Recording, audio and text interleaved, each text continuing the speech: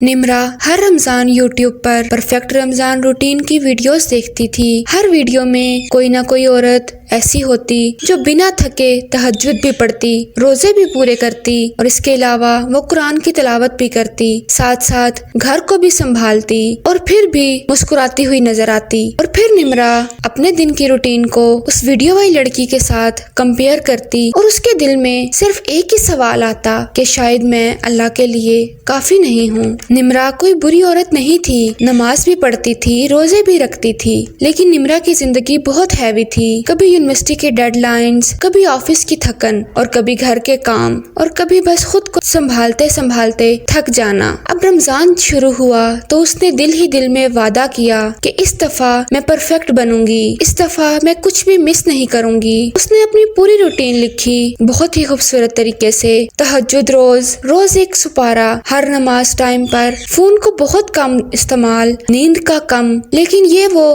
کچھ ہی دن فالو کر سکی۔ اور رمضان کا 7واں دن آیا تو زندگی نے اپنی واپس وہی شکل اختیار کر لی۔ کبھی فجر کے بعد آنکھ لگ گئی، کبھی آفس کے بعد قرآن کھولنے کی ہمت نہ ہوئی، تو کبھی افطار کے بعد بس خاموشی سے وہ سو گئی۔ پھر ایک رات سجدے میں جا کر اس کا دل ٹوٹ گیا۔ اس نے اللہ سے رو کر کہا، یا اللہ، سب کہہ رہے ہیں کہ یہ سب سے بہترین مہینہ ہے، لیکن مجھے لگ رہا ہے کہ میں فیل ہو رہی ہوں، میں اس طرح سے عبادت نہیں کر رہی کہ جیسے مجھے کرنی چاہیے۔ اس کے اس رونے کے بعد اس رات کوئی میریکل نہیں ہوا، کوئی روشنی نہیں اتری، بس ایک تھکی ہوئی عورت تھی اور ایک اللہ جو سب دیکھ رہا تھا۔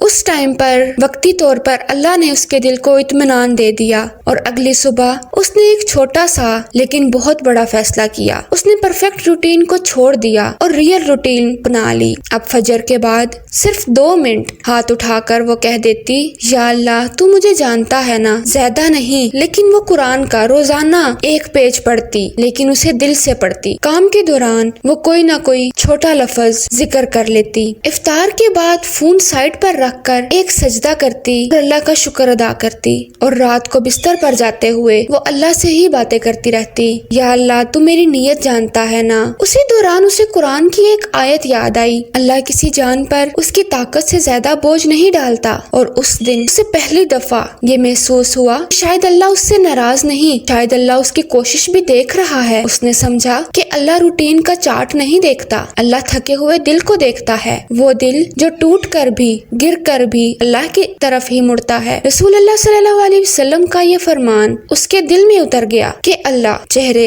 اور مال نہیں دیکھتا، اللہ اعمال اور دل دیکھتا ہے۔ اب اس کا دل ہلکا ہو گیا۔ اب اس کا رمضان پرفیکٹ نہیں تھا، روز تہجد نہیں تھی، روز سپارہ مکمل نہیں ہوتا تھا، ہر وقت اس کا فوکس بھی نہیں رہتا تھا، لیکن اس کے دل سے اس کا اللہ کے ساتھ اپنا رشتہ پہلی دفعہ بالکل ریئل ہو گیا۔ اسے سمجھ آ گیا کہ رمضان کا مقصد پرفیکٹ ہونا نہیں ہے، اللہ کے قریب ہونا ہے۔ اور شاید یہ کہانی صرف اسی کی نہیں، شاید یہ آپ کی بھی ہے۔ اگر آپ بھی کبھی یہ سوچتی ہو کہ آپ رمضان کے لیے کافی نہیں ہو، تو یاد رکھو، اللہ روٹین سے نہیں، نیت سے خوش ہوتا ہے۔ آپ اپنی نیت صاف کرو اور روزانہ تھوڑا تھوڑا چھوٹا قدم اللہ کی طرف بڑھاؤ۔